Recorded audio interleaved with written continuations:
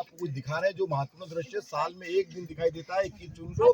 आज सूर्य उत्तर से दक्षिण को होता है, वो कैसे होगा वो यहाँ में दिखाई देगा। ये घनश्याम रत्नानी जी यहाँ पर खगोल वैज्ञानिक हमारे बीच में उपस्थित है, ये आपको बताएंगे। घनश्याम जी। हाँ जी, सबसे प्रथम अपन जो यंत्र देख रहे हैं इसका नाम है शंकु यंत्र। इस शंकु यंत्र में गोल चबूतरा बना हुआ है और बीच में पाइप शंकु के आकार का बना हुआ है। इस शंकु के छाया से ही इस यंत्र का उपयोग जाना जाता है। अपन देख रहे हैं शंकु और इसके नीचे दिख रही चबूतरे पर 3 रेखाएं। एक तो है सायन मकर और सायन मेष और तुला और सायन कर्क। अब ये तीनों रेखाएं हमने प्रातः काल जब सूर्योदय होता है तब देखते हैं कि प्रतिदिन एक ही जगह सूर्योदय नहीं होता है। कभी कभी दक्षिण में हटकर, कभी उत्तर में हटकर जो होता है उसको उत्तरायण और दक्षिणायन बोलते हैं।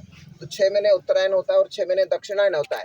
उत्तरायण दक्षिणायन के 2 बिंदु हैं जिसको एक को कर्क रेखा बोलते हैं और दूसरे को मकर रेखा बोलते हैं। तो आज जो हम यहाँ पर खड़े हैं यहाँ पर कर्क रेखा यहाँ से निकली है, इसलिए ये दृश्य जो दिखाई दे रहा है इस शंकु की छाया यहाँ पर आज के दिन लुप्त हो जाएगी। केवल 45 सेकंड का दृश्य रहेगा ये। और इस दिन आज के दिन जो है कर्क संक्रांति और कर्क राशि में सूर्य का प्रवेश, और दिन सबसे बड़ा रात सबसे छोटी आज के दिन होगी। आज के बाद में दिन क्रमशः छोटा होना आरंभ हो जाएगा और रात्रि बड़ी होना शुरू हो जाएगी। तो शनि शनि चलते चलते 22 सितंबर के दिन इक्वेटर यानी विषुवत वृत्त पर सूर्य आ जाता है और दिन रात दोनों बराबर हो जाते हैं। उसके बाद और भी दक्षिण में जाते जाते मकर रेखा पर जब सूर्य आ जाता है तो दिन सबसे छोटा हो जाता है, रात सबसे लंबी हो जाती है और सूर्य की किरणें तिरछी आने के कारण यहाँ तक आते आते ठंडी हो जाती है। तो उस समय शीत ऋतु का प्रकोप रहता है। फिर मकर संक्रांति जैसे हुई उसके बाद फिर से दिन तिल तिल करके बड़े होने शुरू हो जाते हैं और उत्तरायण शुरू हो जाता है। तो मकर संक्रांति के दिन इस शंकु की छाया सबसे लंबी यहाँ पर होती है, सायन मकर लिखा हुआ है ना। और 6 महीने में यहाँ से यहाँ छाया आ जाती है और फिर 6 महीने वापस वहाँ चली जाती है। इस प्रकार साल में 2 बिंदु स्पर्श करके हुए और इक्वेटर को 2 बार स्पर्श करती है। एक तो 22 सितंबर के दिन दिन रात बराबर होते हैं, फिर उत्तरायण में आते आते 21 मार्च के दिन फिर से इक्वेटर पर सूर्य आ जाता है, दिन रात बराबर होते हैं। अब एक वृत्त जो होता है उसका एक बिंदु तो हमको मानना पड़ेगा जहाँ से उस वृत्त का आरंभ होता है। तो ऐसे हमारे पूर्वजों ने उस वृत्त को जहाँ से माना उसको कहते हैं मेष संपात। अर्थात उत्तरायण में मेष राशि मेष संक्रांति पर जब सूर्य आता है उस दिन से नया वर्ष आरंभ होता है। ये प्राकृतिक घटना है और यही पृथ्वी का जन्मदिन भी है। और इसी पृथ्वी के जन्मदिन को प्रत्यक्ष हम देख सकते हैं 21 मार्च के आसपास वसंत ऋतु, और ये पृथ्वी अपना नया आवरण धारण कर लेती है, सब दूर हरियाली छा जाती है, सुगंधित वातावरण बन जाता है। तो ये पृथ्वी का जन्मदिन है। और उसके बाद में उत्तर में आते आते आते आते वापस 21 जून अर्थात कर्क संक्रांति के दिन दिन सबसे बड़ा हो जाता है। तो यही बात लेकर के हमारे पूर्वजों ने उसी समय को नया वर्ष आरंभ माना है। और अंग्रेजों का जो नया वर्ष है वो कोई प्राकृतिक घटना नहीं होती। हमारे नया वर्ष आरंभ होता है तो प्राकृतिक घटना, प्रकृति से जुड़ा हुआ है। तो इसलिए हमको यही नव वर्ष मानना चाहिए, हमारे जीवन में धारण करना चाहिए। इस प्रकार से 6 महीने उत्तरायण 6 महीने दक्षिणायन होता है। और ये उत्तरायण दक्षिणायन क्यों होता है? पृथ्वी के अक्षीय झुकाव के कारण सूर्य इधर उधर नहीं होता है, सूर्य अपने स्थान पर है। पृथ्वी के अक्षीय झुकाव के कारण वर्ष भर जो है परिक्रमा सूर्य का करती है पृथ्वी, और इसी के कारण सूर्य हमको थोड़ा इधर थोड़ा उधर आता जाता दिखाई देता है। यदि क्या होता है अक्षीय झुकाव नहीं होता तो 12 महीने एक ही जगह पर सूर्य का उदय होता और एक ही जगह अस्त होता, और जहाँ सूर्य उदय अस्त होता वहाँ पर गर्मी बहुत ज़्यादा होती, बाकी दोनों ध्रुवों पर शीत ऋतु बहुत ज़्यादा होती। तो ये प्रकृति ने व्यवस्था की है इस पृथ्वी पर जीवन को साधने की कि सूर्य पृथ्वी के अक्षीय झुकाव को ऐसा बनाया गया है कि यहाँ पर उत्तरायण और दक्षिणायन के 2 बिंदु के बीच में मानव जीवन प्राकृतिक हो जाता है। इस प्रकार से ये जो है शंकु यंत्र से हमने उत्तरायण दक्षिणायन और 4 बिंदु का ऑब्जर्वेशन करते हैं। अब ये थोड़ी देर में छाया आपको दिखेगी, गुम हो जाएगी। कमेंट कंटिन्यू, ये बोलने लगे बीच में सब डिस्टर्ब होगा। तो इस प्रकार से ये जो है छाया 12:28 पर यहाँ पर शून्य हो जाएगी। अब 12:28 पर क्यों होगी, 12 बजे क्यों नहीं होगी? तो हमने क्या करा, कालों के काल महाकाल में उज्जैन में स्थापित है और आदि काल से काल गणना का मूल बिंदु महाकाल, और महाकाल पर जब सूर्योदय होता है तो पूरे विश्व में दिन बदलता था। पर दुर्भाग्य से अंग्रेज यहाँ पर आए, उन्होंने वो जो शून्य रेखा महाकाल के ऊपर से होकर आ रही है उसको विचलित करके और स्पेन ले गए, पेरिस ले गए और ग्रीनिच में स्थापित कर दिया। आज जो हम घड़ी का टाइम मिलाते हैं ग्रीनिच मीन टाइम से मिलाते हैं, वास्तव में होना चाहिए महाकाल मीन टाइम। तो वो जो अंतर है ग्रीनिच का और यहाँ, उसके कारण ये समय का अंतर आता है। यदि महाकाल मीन टाइम स्वीकृत हो जाएगा तो ठीक 12 बजे इसकी छाया आज के दिन गुम हो जाती है।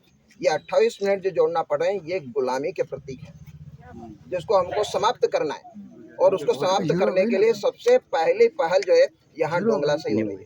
यहाँ पर बहुत बड़ी ये ऑब्जर्वेटरी का जो निर्माण किया जा रहा है और यहाँ पर शोध कार्य होंगे, यहाँ से शोध पत्र छपेंगे और उसमें हमारी प्राचीन काल की संस्कृति को फिर से स्थापित करने के लिए उस शून्य रेखा को हम फिर से स्थापित करें और महाकाल के मान को पूरे विश्व में स्थापित करें और इस भारत देश को विश्व गुरु बनाएं। 2 मिनट बचे, कृष्ण वाला बताओ। 1 मिनट कोई नहीं बोला कृष्ण। अब ये जो शून्य रेखा है ये यहाँ पर कर्क रेखा होने के कारण ये छाया गुम हो जाती है। अब ये स्थिति आज से 5200 साल पहले भी थी यहीं पर। तो यहाँ से करीब 12 किलोमीटर पश्चिम में इसी रेखा पर एक बहुत बड़ा धाम है, उसको नारायणा धाम कहते हैं, जहाँ पर भगवान श्री कृष्ण और सुदामा जी स्वयं उस समय जब उज्जैन में अध्ययन करने के लिए आए थे सांदीपनि आश्रम में, तो यहाँ पर आए थे इसी शून्य रेखा को देखने के लिए, शून्य छाया को देखने के लिए। तो सुदामा जी और कृष्ण जी दोनों ने आकर के वहां पर ऐसे 2 शंकु यंत्र बनाए। अब उस समय लोह यष्टिका नहीं थी तो लकड़ी की यष्टिका बना के गाड़ दी और उसके बाद में जैसा आज दृश्य आपने देखा, वर्षा हुई, धूप आई, फिर अब वर्षा होगी थोड़ी देर बाद। तो उस दिन जो है उन्होंने धूप की छाया जो है वो लकड़ी की छाया शून्य देखी, शून्य देखने के बाद में वो लकड़ी वहीं रह गई। वर्षा हुई, वर्षा के बाद में वो लकड़ियां प्रस्फुटित हो गई तो आज भी वहां पर विद्यमान है। इस प्रकार से आज से 5200 साल पहले जो भगवान श्री कृष्ण सुदामा जी ने कार्य किया था वही कार्य 1985 में पद्मश्री डॉक्टर विष्णु सिंह वाकणकर जी ने किया और यहाँ पर छाया शून्य खोज करके और ये इतना बड़ा शोध कार्य करके यहाँ पर वेधशाला स्थापित करने के लिए हमको दिया। अब ये देखिए यहाँ पर छाया शून्य होने वाली है। सर और कहीं होती है घटना नहीं होती है? ये तो पूरे राउंड शेप में बहुत जगह भी, परंतु ये जो शून्य रेखा मैंने बताई महाकाल के शिखर से ऊपर होके आ रही है वो शून्य रेखा और कर्क रेखा दोनों यहाँ पर संवाद। छाया शून्य हो गई है, देखो देखो देखो देखो ये महत्वपूर्ण दृश्य इसलिए है कि ये उत्तर का 23-26 अक्षांश पर है।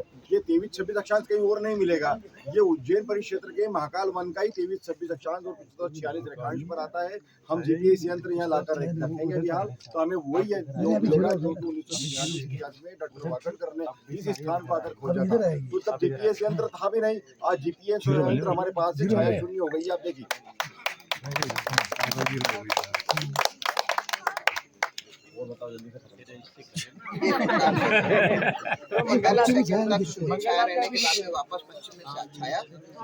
उधर दिखेगा वो शेडो, उधर दिखेगा आपको। और इस शंकु की छाया जो है ना कभी भी यहाँ पर दक्षिण में नहीं जाएगी।